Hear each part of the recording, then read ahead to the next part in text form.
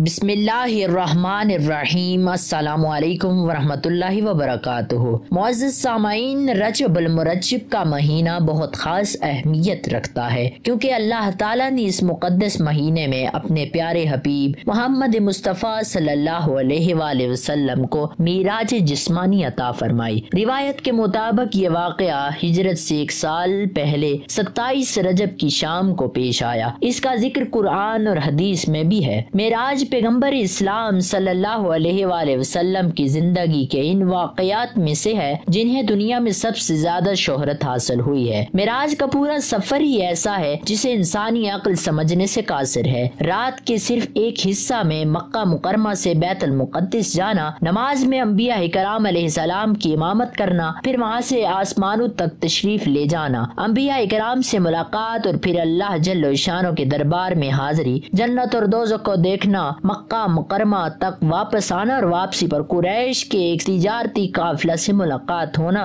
جو ملک شام سے واپس آ رہا تھا۔ پھر حضرت ابو بکر صدیق رضی اللہ تعالیٰ عنہ نے سب سے پہلے جسمانی معراج کی تصدیق کی۔ ناظرین، یہ تمام احوال ہم آج کی اس ویڈیو میں تفصیل سے جانیں گے۔ ناظرین، ماہ رجب کی 27ویں شب آپ صلی اللہ علیہ وآلہ وسلم اپنی چچا زاد بہن ام ہانی رضی اللہ تعالیٰ عنہ کے گھر موجود تھے۔ مکان کی چھت شک ہوئی، اس میں سے حضرت جبرائیل علیہ السلام اندر داخل ہوئے اور آپ علیہ الصلوۃ والسلام کو اٹھایا۔ کچھ سوتے کچھ جاگتی حالت میں آپ علیہ الصلوۃ والسلام کو مسجد الحرام میں زمزم کے کنویں کے قریب لٹا دیا گیا۔ آپ صلی اللہ علیہ وسلم مکمل طور پر بیدار تھے اور تمام حالات کا مشاہدہ فرما رہے تھے۔ سینہ چاک کیا گیا، زمزم کے پانی سے اس کو دھویا گیا، پھر اسے حلم اور بردباری اور دانائی اور ایمان و یقین سے بھر دیا گیا۔ اس کے بعد آپ علیہ الصلوۃ والسلام کی سواری کے لیے ایک جانور پیش کیا جس کا رنگ سفید اور قد خچر سے چھوٹا تھا، برق کی رفتار سے چلتا تھا اور اسی مناسبت سے اس کا نام براق تھا۔ پہلے انبیاء بھی اسی نوعیت کے سفر میں اسی سواری پر جایا کرتے تھے۔ جب آپ صلی اللہ علیہ وآلہ وسلم سوار ہونے لگے تو وہ چمکا۔ جبرائیل علیہ السلام نے تھپکی دی اور کہا، دیکھ کیا کرتا ہے، آج تک محمد صلی اللہ علیہ وآلہ وسلم سے بڑی شخصیت کا کوئی انسان تجھ پر سوار نہ ہوا ہوگا۔ پھر آپ صلی اللہ علیہ وآلہ وسلم اس پر سوار ہوئے۔ راستے میں آپ صلی اللہ علیہ وآلہ وسلم کا گزر ایک ایسی زمین پر ہوا جہاں کھجور کے درخت بہت کثرت سے تھے۔ اس زمین پر آپ صلی اللہ علیہ وآلہ وسلم نے 2 رکعت نماز نفل پڑھی۔ حضرت جبرائیل علیہ السلام نے بتایا کہ یہ مدینہ کی زمین ہے جہاں آپ صلی اللہ علیہ وآلہ وسلم ہجرت کر کے آئیں گے۔ آپ صلی اللہ علیہ وآلہ وسلم کی اگلی منزل طور سینا تھی۔ یہاں بھی آپ نے شجر طور کے پاس 2 رکعت نماز نفل پڑھی۔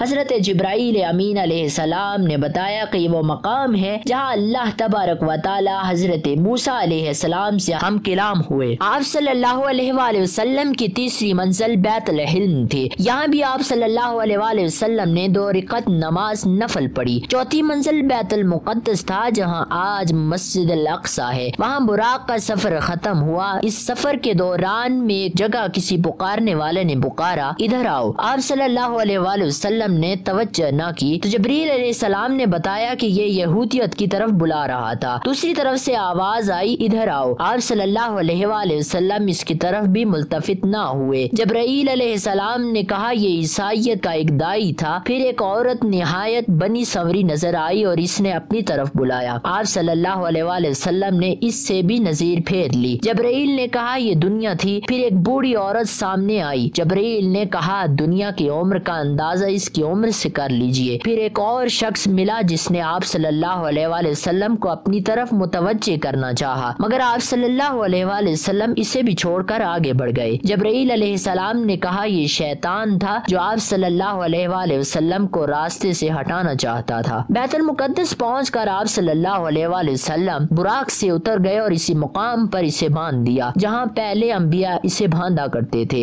ہیکل سلیمانی میں داخل ہوئے تو ان سب پیغمبروں کو موجود پایا جو ابتدائی افرینش سے اس وقت تک دنیا میں پیدا ہوئے تھے۔ آپ صلی اللہ علیہ وآلہ وسلم کے پہنچتے ہی نماز کی صفیں بن گئیں۔ سب منتظر تھے کہ امامت کے لیے کون آگے بڑھتا ہے۔ جبرائیل علیہ السلام نے آپ صلی اللہ علیہ وآلہ وسلم کا ہاتھ پکڑ کر آگے بڑھا دیا اور آپ صلی اللہ علیہ وآلہ وسلم نے سب کو نماز پڑھائی۔ اس طرح آپ صلی اللہ علیہ وآلہ وسلم امام الانبیاء کے لقب سے مشہور ہوئے۔ جب آپ مسجد سے باہر تشریف لائے تو شراب اور دودھ کے 2 پیالے خدمت مقدس میں پیش کیے گئے۔ آپ نے دودھ کا پیالہ اٹھا لیا۔ حضرت جبرائیل علیہ السلام نے کہا کہ آپ نے فطرت کو پسند فرمایا، شراب سے آپ کی امت گمراہ ہو جاتی۔ اس کے بعد ایک سیڑھی لائی گئی جس پر چڑھ کر آپ علیہ الصلوۃ والسلام آسمان پہنچے۔ سیڑھی کو عربی میں معراج کہتے ہیں اور اسی وجہ سے یہ واقعہ معراج کے نام سے مشہور ہوا۔ اس واقعے کا ذکر سورہ بنی اسرائیل کے شروع میں ہے۔ سورہ بنی اسرائیل کا ایک نام سورہ اسراء بھی ہے۔ ارشاد باری تعالیٰ ہے، پاک ہے وہ ذات جو اپنے بندے کو راتوں رات مسجد حرام سے مسجد اقصی تک لے گئی، جس کے ماحول پر ہم نے برکتیں نازل کی ہیں تاکہ ہم انہیں اپنی کچھ نشانیاں دکھائیں۔ بے شک وہ ہر بات سننے والی اور ہر چیز دیکھنے والی ذات ہے۔ دوستو، اس کے بعد آپ صلی اللہ علیہ وآلہ وسلم کو بیت المقدس شریف سے سدرۃ المنتہا تک اور جنت و دوزخ کی سیر کروائی گئی۔ پھر ایک سیڑھی آپ صلی اللہ علیہ وآلہ وسلم کے سامنے پیش کی گئی اور جبریل علیہ السلام اس کے ذریعے سے آپ علیہ الصلوۃ والسلام کو آسمان کی طرف لے چلے۔ اس مرحلہ میں حضور کائنات صلی اللہ علیہ وآلہ وسلم نے تمام آسمانوں پر مختلف انبیاء کرام سے ملاقاتیں کی اور ہر آسمان پر آپ کا شایان شان استقبال ہوا۔ عربی زبان میں سیڑھی کو معراج کہتے ہیں اور اسی مناسبت سے یہ سارا واقعہ معراج کے نام سے مشہور ہے۔ پہلے آسمان پر پہنچے تو دروازہ بند تھا۔ محافظ فرشتوں نے پوچھا کون آتا ہے؟ جبرائیل علیہ السلام نے اپنا نام بتایا۔ پوچھا تمہارے ساتھ کون ہے؟ جبرائیل علیہ السلام نے کہا محمد صلی اللہ علیہ وآلہ وسلم۔ پوچھا کیا انہیں بلایا گیا؟ کہا ہاں۔ تب دروازہ کھلا اور آپ صلی اللہ علیہ وآلہ وسلم کا پرتپاک خیر مقدم کیا گیا۔ یہاں آپ صلی اللہ علیہ وآلہ وسلم کا تعارف فرشتوں اور انسانی ارواح کے ان بڑی بڑی شخصیتوں سے ہوا جو اس مرحلہ پر مقیم تھیں۔ ان میں نمایاں شخصیت ایک ایسے بزرگ کی تھی جو انسانی بناوٹ کا مکمل نمونہ تھی۔ چہرے، مہرے اور جسم کی ساخت میں کسی پہلو سے کوئی نقص نہ تھا۔ جبرائیل نے بتایا یہ آدم علیہ السلام ہیں، نسل انسانی کے باپ۔ ان بزرگ کی دائیں بائیں بہت لوگ تھے۔ وہ دائیں جانب دیکھتے تو خوش ہوتے اور بائیں جانب دیکھتے تو روتے۔ پوچھا یہ کیا ماجرا ہے؟ بتایا یہ نسل آدم علیہ السلام ہے۔ آدم اپنی اولاد کے نیک لوگوں کو دیکھ کر خوش ہوتے ہیں اور برے لوگوں کو دیکھ کر روتے ہیں۔ اس کے بعد آپ صلی اللہ علیہ وآلہ وسلم دوسرے آسمان پر تشریف لے گئے۔ یہاں دو نوجوان پیغمبروں حضرت یحییٰ اور حضرت عیسیٰ علیہ السلام سے تعارف ہوا۔ تیسرے آسمان پر جو ہستی تھی یہ حضرت یوسف علیہ السلام کی تھی۔ چوتھے آسمان پر حضرت ادریس علیہ السلام نے استقبال کیا اور پانچویں آسمان پر حضرت ہارون علیہ السلام نے استقبال کیا اور چھٹے آسمان پر حضرت موسیٰ کلیم اللہ سے ملاقات ہوئی۔ ساتویں آسمان کے عجائبات ہی کچھ اور تھے۔ زمین پر کعبۃ اللہ کے عین اوپر بیت المعمور فرشتوں کا قبلہ ہے۔ ایک وقت میں 70,000 فرشتے اس کا طواف کر رہے تھے، پھر دوبارہ ان کی باری نہیں آتی تھی۔ اس سے ٹیک لگائے حضرت ابراہیم علیہ السلام بیٹھے تھے اور وہ حضور علیہ الصلوۃ والسلام کے ہم شکل تھے۔ انہوں نے ابن صالح اور نبی صالح کے الفاظ کے ساتھ سلام کا جواب دیا اور فرمایا آپ اپنی امت کو میرا سلام پہنچائیے اور انہیں بتائیے کہ جنت کی مٹی خوشبودار اور اس کا پانی شیریں ہے اور وہ وسیع و ہموار ہے۔ ساتویں آسمان پر آپ صلی اللہ علیہ وآلہ وسلم سدرۃ المنتہا پر پہنچے۔ سدرہ ایک بیری کا درخت ہے۔ اس کی جڑیں ساتویں آسمان میں ہیں اور یہ بہت بلند ہے۔ اس کے پتے ہاتھی کے کان کے برابر ہیں اور پھل مٹکوں کی طرح۔ فرشتے جگنوں کی مانند ان پتوں پر تھے۔ وہ حالت قیام میں سبحان اللہ کا ورد کر رہے تھے۔ یہیں انہوں نے معزز مہمان اور آخری نبی صلی اللہ علیہ وآلہ وسلم کا دیدار کیا۔ سدرۃ المنتہا عالم خلق اور رب السماوات والارض کے درمیان حد فاصل ہے۔ یہاں تمام مخلوقات کا علم ختم ہو جاتا ہے۔ یہ وہ جگہ ہے جہاں زمین سے اوپر جانے والی اور اوپر سے اترنے والی اشیاء رک جاتی ہیں۔ اس سے آگے عالم الغیب ہے جس کا علم نہ کسی مقرب فرشتے کو ہے اور نہ کسی رسول کو ہے۔ اسی مقام پر جنت المأویٰ ہے جس کا ذکر سورۃ النجم میں ہے۔ رسول اللہ صلی اللہ علیہ وآلہ وسلم جنت میں داخل ہوئے۔ اس میں وہ تمام نعمتیں ہیں جسے کسی آنکھ نے نہیں دیکھا نہ کان سے سنا۔ اس طرح آپ صلی اللہ علیہ وآلہ وسلم نے چند اہل جنت کے احوال بھی مشاہدہ فرمائے۔ چنانچہ آپ کا گزر ایک ایسی قوم پر ہوا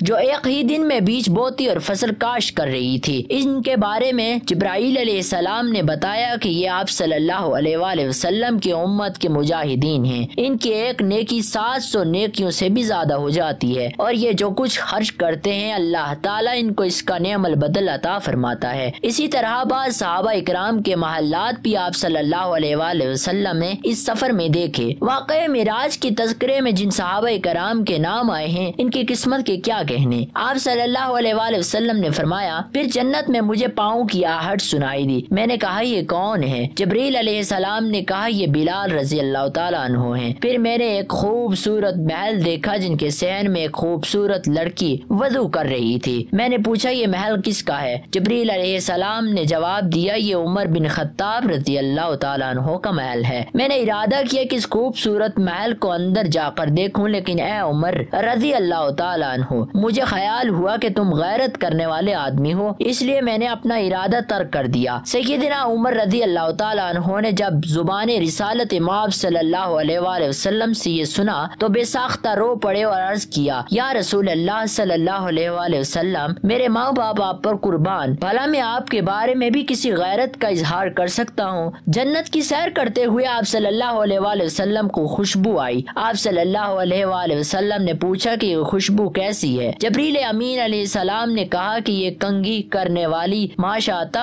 اور اس کی اولاد کی خوشبو ہے۔ پھر اس کا مکمل واقعہ آپ صلی اللہ علیہ وآلہ وسلم کو سنایا کہ ایک عورت ہے، ماشاتا کنگھی کرنے والی کو کہتے ہیں۔ یہ ماشاتا فرعون اور اس کی اولاد کو کنگھی کیا کرتی تھی۔ ایک بار جب وہ فرعون کی بیٹی کو کنگھی کر رہی تھی، اچانک اس کے ہاتھ سے کنگھی گر گئی تو اس نے کہا بسم اللہ۔ فرعون کی بیٹی نے کہا میرے باپ کے بارے میں کہہ رہی ہے؟ اس نے جواب دیا کہ نہیں، بلکہ جو میرا اور تیرے باپ کا رب ہے یعنی اللہ رب العزت۔ فرعون کی بیٹی نے معاملہ اپنے باپ کے دربار تک پہنچا دیا تو فرعون نے کہا کیا تو میرے علاوہ کسی اور کو بھی رب مانتی ہے؟ اس عورت نے بڑی دلیری سے جواب دیا کہ ہاں، جو میرا اور تیرا رب ہے۔ چنانچہ فرعون نے تیش میں آ کر ایک تانبے کے بڑے برتن میں پانی گرم کرایا اور حکم دیا کہ اس ماشاتا اور اس کی اولاد کو اس کھولتے ہوئے گرم پانی میں پھینک دیا جائے۔ اس دوران فرعون نے پوچھا تیری کوئی خواہش ہے؟ اس نے کہا ہاں، میری اور میری اولاد کی ہڈیاں اکٹھی کر کے ایک جگہ دفنا دینا۔ فرعون نے اس کی یہ بات مان لی۔ چنانچہ اس کی اولاد کو ایک ایک کر کے ابلتے ہوئے پانی میں ڈال دیا گیا۔ جب اس کے شیر خوار بچے کی باری آئی تو خاتون کی ممتا نے جوش مارا اور وہ ذرا پیچھے ہٹی تو اس شیر خوار بچے نے کہا اما جان بے خوف و خطر اس میں کود جاؤ، آخرت کا عذاب دنیا کے عذاب سے زیادہ سخت ہے۔ چنانچہ وہ ماشاتا اس کھولتے ہوئے پانی میں کود گئی۔ الغرض نبی محترم صلی اللہ علیہ وآلہ وسلم نے جنت کے جو حالات بیان فرمائے ہیں نہایت دل نشین اور انتہائی پرکشش ہیں۔ آخر کیوں نہ ہوں، اللہ تعالیٰ خود قرآن مجید میں ارشاد فرماتا ہے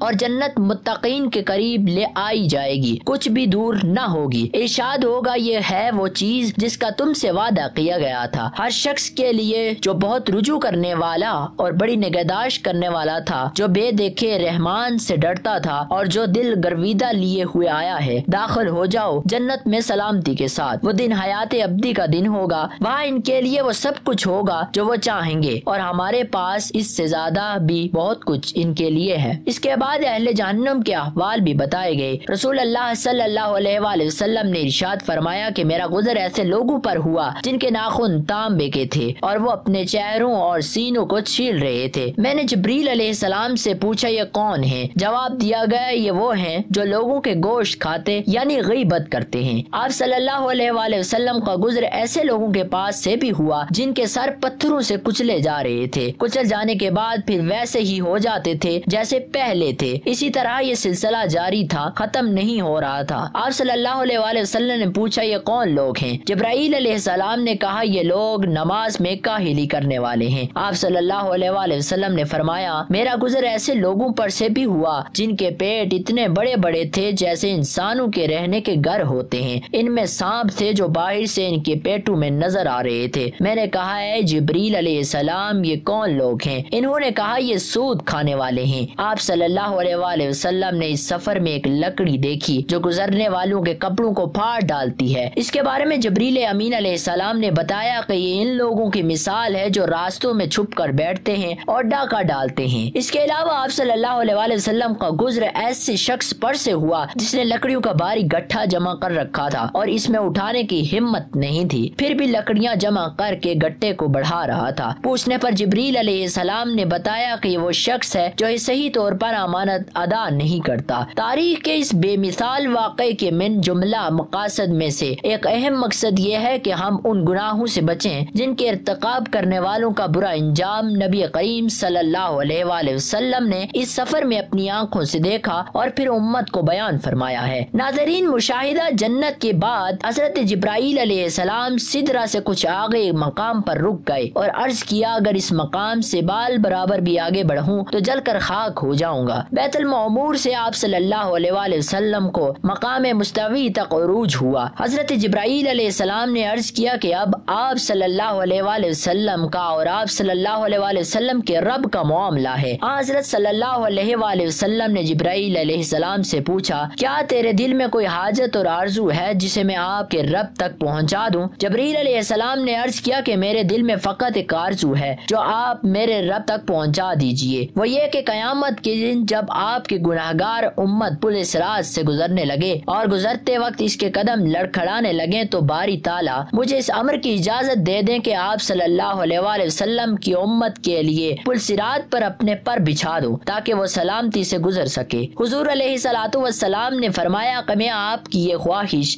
آپ کے رب تک پہنچا دوں گا اور وہ اسے ضرور پورے فرمائے گا۔ جبرائیل علیہ السلام کو اس بات کا بخوبی علم تھا کہ حضور علیہ الصلوۃ والسلام کو خوش کرنے کا طریقہ آپ کی امت کو خوش کرنے کی سوا اور کوئی نہیں۔ اس سے اس بات کا علم بھی ہوتا ہے کہ آقا دو جہاں صلی اللہ علیہ وآلہ وسلم کی رضا اپنی امت کی فلاح و بہتری اور خوشی میں مضمر ہے۔ سفر لامکاں کے لیے حضور علیہ الصلوۃ والسلام کی خدمت میں رف پیش کیا گیا جو کہ سب رنگ کا ایک تخت تھا۔ آپ صلی اللہ علیہ وآلہ وسلم اس پر سوار ہو کر اپنے رب کے قریب کی منزلیں طے کرنے لگے۔ سفر معراج میں آپ صلی اللہ علیہ وآلہ وسلم کی تینوں شانوں یعنی بشریت، نورانیت اور حقیقت کو علیحدہ علیحدہ معراج نصیب ہوا۔ یہ تینوں شاہیں جیسا دیس ویسا بھیس کے مصداق اپنے اپنے مقام پر غالب تھیں۔ اس اراضی دنیا آپ و گل میں آپ کی بشریت غالب تھی جبکہ باقی دو اوصاف مغلوب تھے۔ دنیای ملکیت میں نورانیت کا رنگ غالب تھا اور عالم مظہریت میں حقیقت کا غلبہ تھا۔ شب معراج اللہ رب العزت نے آقا دو جہاں صلی اللہ علیہ وآلہ وسلم کو اپنے پاس بلایا تو آپ صلی اللہ علیہ وآلہ وسلم کی مسرت اور انبساط کی کوئی انتہا نہ تھی کیونکہ آپ صلی اللہ علیہ وآلہ وسلم کو آپ کے محبوب نے بلوایا تھا۔ جس طرح عام انسان اپنے دوست کے بلانے پر خوش ہوتا ہے تو اللہ تعالیٰ بھی حضور علیہ الصلوۃ والسلام کا دوست ہے، ایسا دوست کہ جس کی دوستی پر کائنات کی ساری دوستیاں قربان کی جا سکتی ہیں۔ اس محبوب حقیقی نے آپ صلی اللہ علیہ وآلہ وسلم کو بلوا بھیجا۔ یہ اعزاز آج تک کسی اور کو نصیب ہوا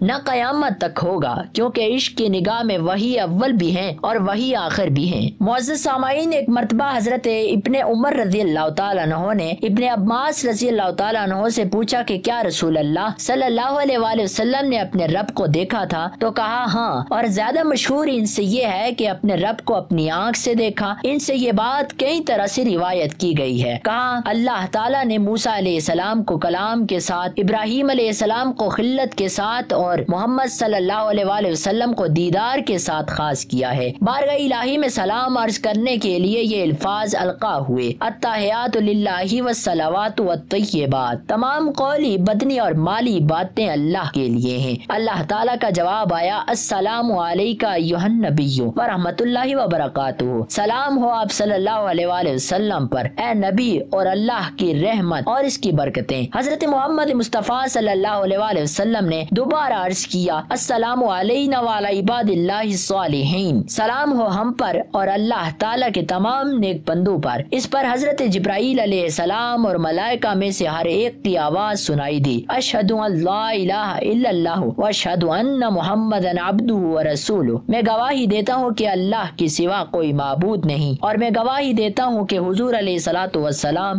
اللہ کے بندے اور اس کے رسول ہیں۔ عبداللہ بن شقیق رحمت اللہ تعالی علیہ کہتے ہیں، میں نے حضرت ابو ذر غفاری رضی اللہ تعالیٰ عنہ سے کہا، اگر میں نے رسول اللہ صلی اللہ علیہ وآلہ وسلم کی زیارت کی ہوتی تو میں ان سے یہ سوال ضرور پوچھتا۔ انہوں نے پوچھا، تم رسول اللہ صلی اللہ علیہ وآلہ وسلم سے کیا بات پوچھتے؟ میں نے کہا، میں پوچھتا کہ کیا آپ صلی اللہ علیہ وآلہ وسلم نے اپنے رب کو دیکھا تھا؟ تو حضرت ابو ذر رضی اللہ تعالیٰ عنہ نے کہا، یہ بات تو میں نے بھی آپ صلی اللہ علیہ وآلہ وسلم سے پوچھی تھی۔ تو آپ صلی اللہ علیہ وآلہ وسلم نے فرمایا کہ میں نے اپنی آنکھوں سے نور کے حجاب کو دیکھا تھا۔ اس ملاقات میں اللہ تعالیٰ نے آپ صلی اللہ علیہ وآلہ وسلم کو 3 ایسے چیزیں عطا فرمائیں جو آپ صلی اللہ علیہ وآلہ وسلم سے پہلے کسی نبی کو نہیں دی۔ نمبر 1، معراج کا تحفہ 5 فرض نمازوں کی صورت میں دیا گیا۔ نمبر 2، سورۃ البقرہ کی آخری 3 آیات براہ راست حق کے شانہ سے عطا ہوئی۔ نمبر 3، آپ صلی اللہ علیہ وآلہ وسلم کی امت کو گناہوں کی سزا یا بغیر سزا کے بخشنے کے بعد جنت میں داخلے کی خوشخبری سنائی گئی، بشرطے کہ وہ اللہ تعالیٰ کے ساتھ کسی کو شریک نہ ٹھہرائیں۔ یہ وہ تحائف ہیں جو جنت کے خزانوں میں حضور علیہ الصلوۃ والسلام کے توسط سے ان کی امت کو عطا ہوئے۔ حضرت انس بن مالک رضی اللہ تعالیٰ عنہ سے روایت ہے کہ حضرت ابو ذر غفاری رضی اللہ تعالیٰ عنہ بیان کرتے ہیں کہ رسول اللہ صلی اللہ علیہ وآلہ وسلم نے فرمایا، شب معراج اللہ تعالیٰ نے میری امت پر 50 نمازیں فرض کی تو میں ان نمازوں کے ساتھ واپس آیا، یہاں تک کہ میں موسیٰ علیہ السلام کے پاس سے گزرا تو انہوں نے کہا، اللہ تعالیٰ نے آپ کی خاطر آپ کی امت پر کیا فرض کیا ہے؟ میں نے کہا، اللہ تعالیٰ نے 50 نمازیں فرض کی ہیں۔ انہوں نے کہا کہ اپنے رب کی طرف واپس جائیے کیونکہ آپ کی امت اس کی طاقت نہیں رکھ سکے گی۔ انہوں نے مجھے واپس بھیج دیا اور میری درخواست پر اللہ تعالیٰ نے ان کا ایک حصہ کم کر دیا۔ میں موسیٰ علیہ السلام کی طرف واپس آیا اور کہا کہ اللہ تعالیٰ نے ایک حصہ کم کر دیا ہے۔ انہوں نے کہا، اپنے رب کے پاس پھر جائیے کیونکہ آپ کی امت میں اتنی نمازوں کی طاقت نہیں ہے۔ میں واپس گیا تو اللہ تعالیٰ نے ان کا ایک حصہ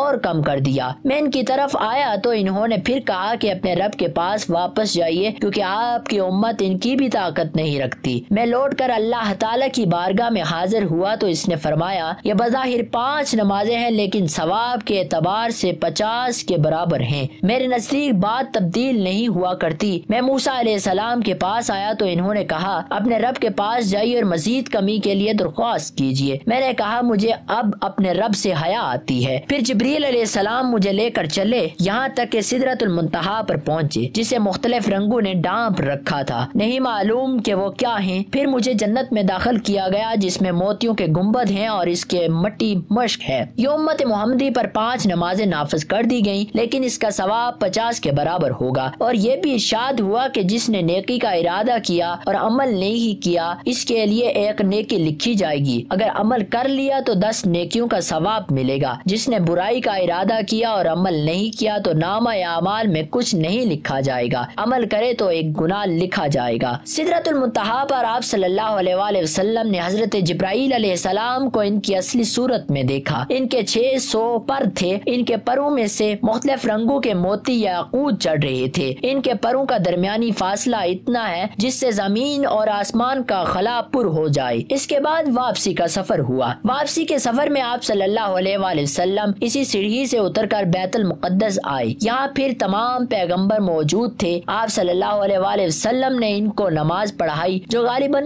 فجر کی نماز تھی۔ پھر براق پر سفار ہوئے اور مکہ مکرمہ واپس پہنچ گئے۔ حرم کعبہ پہنچے تو ابو جہل سے آمنا سامنا ہوا۔ اس نے کہا، کوئی تازہ خبر؟ فرمایا، ہاں۔ پوچھا، کیا؟ فرمایا کہ میں آج کی رات بیت المقدس گیا تھا۔ کہا، بیت المقدس راتوں رات ہو آئے اور صبح یہاں موجود؟ فرمایا، ہاں۔ کہا، قوم کو جمع کروں؟ سب کے سامنے یہی بات کہو گے؟ فرمایا، بے شک۔ ابو جہل نے آوازیں دے دے کر سب کو جمع کر لیا اور کہا، لو اب کہو۔ آپ صلی اللہ علیہ وآلہ وسلم نے سب کے سامنے پورا قصہ بیان کر دیا۔ لوگوں نے مذاق اڑانا شروع کر دیا۔ 2 مہینہ کا سفر ایک رات میں ناممکن، محال۔ پہلے تو شک تھا، اب یقین ہو گیا ہے کہ تم دیوانے ہو گئے ہو۔ آنن فانن یہ خبر تمام مکہ میں پھیل گئی۔ بہت سے مسلمان اس کو سن کر اسلام سے پھر گئے۔ لوگ اس امید پر حضرت ابو بکر صدیق رضی اللہ تعالیٰ عنہ کے پاس پہنچے کہ یہ محمد صلی اللہ علیہ وآلہ وسلم کے دستے راست ہیں اور یہ پھر جائیں گے تو اس تحریک کی جان ہی نکل جائے گی۔ انہوں نے یہ قصہ سن کر کہا، اگر واقعی ہی محمد صلی اللہ علیہ وآلہ وسلم نے یہ واقعہ بیان کیا ہے تو ضرور سچ ہوگا، اس میں تعجب کی کیا بات ہے؟ میں تو روز سنتا ہوں کہ ان کے پاس آسمان سے پیغام آتے ہیں اور اس کی تصدیق کرتا ہوں۔ پھر حضرت ابو بکر رضی اللہ تعالیٰ عنہ حرم کعبہ میں آئے۔ رسول اللہ صلی اللہ علیہ وآلہ وسلم بھی موجود تھے اور ہنسی اڑانے والا مجمع بھی موجود تھا۔ پوچھا، کیا واقعی آپ صلی اللہ علیہ وآلہ وسلم نے ایسا فرمایا ہے؟ جواب دیا، ہاں۔ کہا، بیت المقدس میرا دیکھا ہوا ہے، آپ صلی اللہ علیہ وآلہ وسلم وہاں کا نقشہ بیان کریں۔ آپ صلی اللہ علیہ وآلہ وسلم فوراً نقشہ بیان کرنا شروع کر دیا اور ایک ایک چیز اس طرح بیان کی کہ گویا بیت المقدس سامنے موجود ہے اور دیکھ دیکھ کر اس کی حقیقت بتا رہے ہیں۔ حضرت ابو بکر صدیق رضی اللہ تعالیٰ عنہ کو اس تدبیر سے جھٹلانے والوں کے ایک شدید ضرب لگی۔ وہاں بکثرت ایسے آدمی موجود تھے جو تجارت کے سلسلہ میں بیت المقدس جاتے رہتے تھے۔ وہ سب دلوں میں قائل ہو گئے کہ نقشہ بالکل صحیح ہے۔ اب لوگ آپ صلی اللہ علیہ وآلہ وسلم کے بیان کی صحت کا مزید ثبوت مانگنے لگے۔ فرمایا جاتے ہوئے میں فلاں مقام پر فلاں قافلے پر سے گزرا جس کے ساتھ یہ سامان تھا۔ قافلہ والوں کے اونٹ براق سے بڑھ کے ایک اونٹ فلاں وادی کی طرف بھاگ نکلا۔ میں نے قافلہ والوں کو اس کا پتہ دیا۔ واپسی پر فلاں وادی میں فلاں قبیلہ کا قافلہ مجھے ملا۔ سب لوگ سو رہے تھے۔ میں نے ان کے برتن سے پانی پیا اور اس بات کی علامت چھوڑ دی کہ اس سے پانی پیا گیا ہے۔ ایسے ہی کچھ اور آتے پتے آپ صلی اللہ علیہ وآلہ وسلم نے دیے اور بعد میں آنے والے قافلوں سے ان کی تصدیق ہو گئی۔ اس طرح زبانیں بند ہو گئی مگر دل یہی سوچتے رہے کہ یہ کیسے ہو سکتا ہے، معراج کا یہ واقعہ کیوں پیش آیا۔ اس واقعے کے ذریعے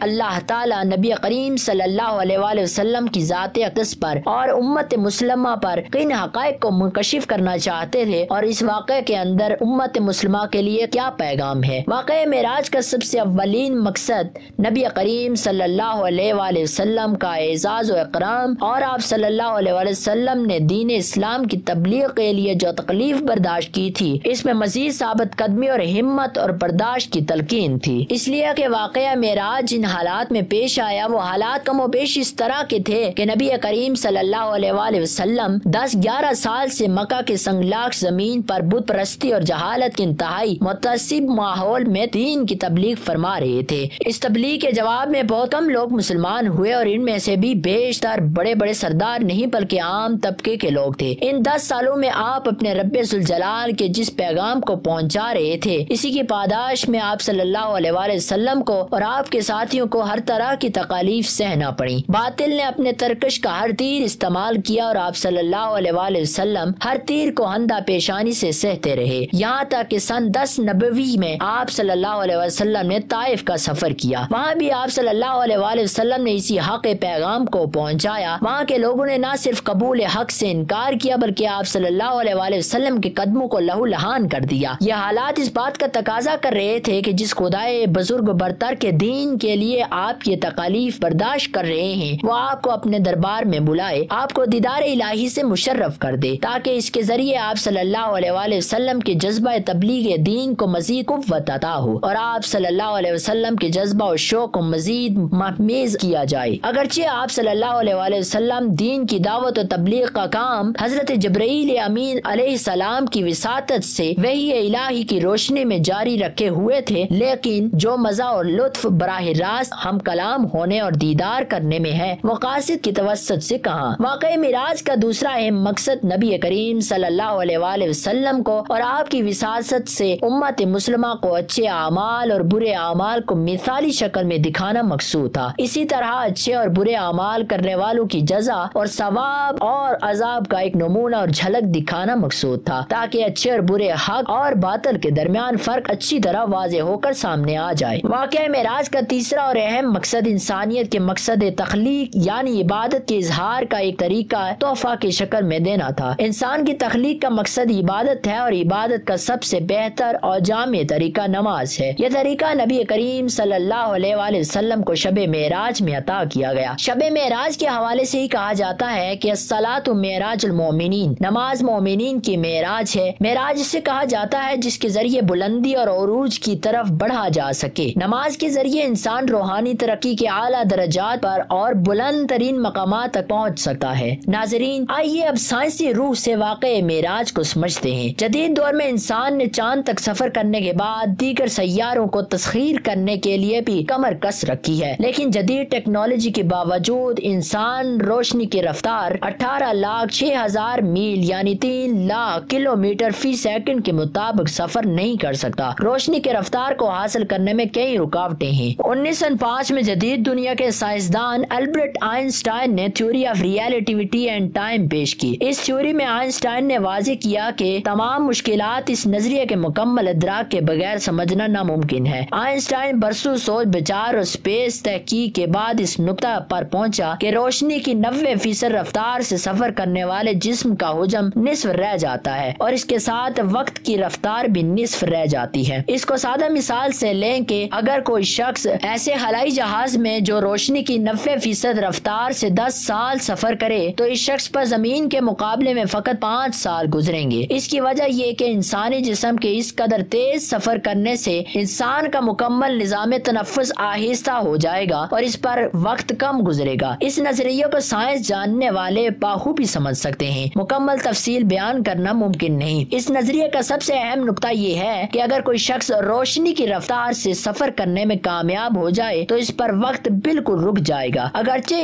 اس رفتار سے سفر کرنا انسان کے اختیار میں نہیں، لیکن اللہ کریم جو وقت، رفتار، روشنی اور مکان کا خالق ہے، وہ اگر اپنی قدرت خاص سے کسی کو اس رفتار سے سفر کروا دے تو اس شخص پر وقت تھم جائے گا۔ اب اس نقطے کو ذہن میں رکھیں اور آیات و احادیث کا مطالعہ کریں تو ہمیں واقع معراج کچھ اس طرح سے ملتا ہے کہ رسول اللہ صلی اللہ علیہ وآلہ وسلم براق، برق کی جمع اور برق عربی زبان میں بجلی، روشنی کو کہتے ہیں، پر سواری فرمائی۔ معراج کی رات بیت الحرام سے بیت المقدس، بیت المقدس میں امامت، بیت المقدس سے ہر آسمان سے ہوتے ہوئے سدرۃ المنتہا، جنت و دوزخ کا معائنہ، پھر وصل الہی کا سفر، واپس تشریف آوری ہوئی تو وضو کا پانی بھی ابھی بہ رہا تھا اور بستر بھی گرم تھا۔ اتنے کم وقت، چند سیکنڈ یا منٹ میں لاکھوں کروڑوں میل بلکہ نوری فاصلوں کا سفر کیسے ممکن ہو گیا؟ آئنسٹائن کا نظریہ ہمیں یہ معجزہ سمجھنے میں مدد فراہم کرتا ہے کہ اگر انسان نوری رفتار سے سفر کرنے میں کامیاب ہو جائے تو اس پر وقت تھم جائے گا، اور یہ بات احادیث صحیحہ سے ثابت ہے کہ معراج کے لیے براق کو بھیجا گیا۔ عربی میں براق برق کی جمع ہے اور عربی جمع کا کم از کم اطلاق 3 کے عدد پر ہوتا ہے، لہٰذا اگر زیادہ نصیب براق کو 3 برق کی رفتار 18,06,000 میل فی سیکنڈ لائٹ بنتی ہے اور روشنی یا نور یا لائٹ ہی مان لیا جائے اور برق کا مطلب روشنی ہے، اور اس براق پر قیاس کرتے ہوئے 3 سے ضرب دے دیں تو یہ رفتار 55,08,000 میل فی سیکنڈ بنے گی۔ گویا سیاہ لامکان صلی اللہ علیہ وآلہ وسلم کی سواری کی کم از کم رفتار 55,08,000 میل فی سیکنڈ تھی۔ البرٹ آئنسٹائن کی تھیوری آف ریلیٹیوٹی کی اس تھیوری کو سامنے رکھیں اور احادیث و واقعات معراج کا سائنسی مطالعہ کریں تو اس جدید نظریے کی بنیاد پر بھی اسلام اور واقعات معراج کی سچائی واضح ہوتی ہے۔ خاص کر معراج کے اتنے بڑے واقعے میں صرف چند سیکنڈ یا منٹ کیسے لگے، رسول اللہ صلی اللہ علیہ وآلہ وسلم کے لیے وقت کیسے تھم گیا تھا؟ اگرچہ یہ معجزہ